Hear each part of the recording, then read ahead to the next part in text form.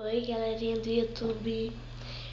Eu tô aqui pra falar da morte do Michael Jackson. Muitos disseram que ele não tá morto, ele tá aí em algum lugar, não sei aonde. E eu acreditei nessa história, mas depois eu bati umas coisinhas aqui e cheguei na conclusão de que ele tá morto mesmo. Por causa que o cara tinha uma vida boa, uma ótima família, muito dinheiro. Pra que ele ia querer morrer de mentirinha? Então ele tá morto mesmo, viu? Morreu. Tchau, Michael Jackson.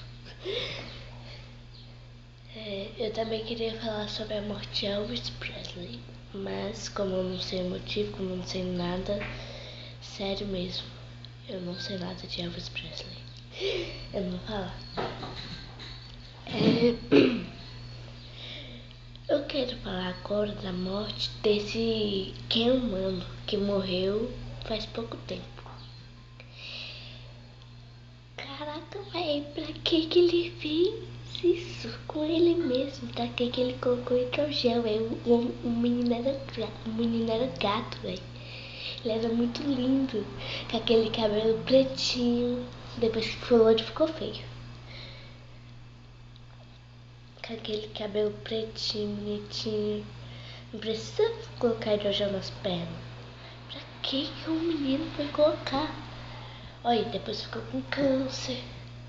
Aí morreu lá no hospital lá de... Esqueci o nome lá da cidade. Morreu. Tadinho. O menino era tão bonito de cabelo preto. Já foi.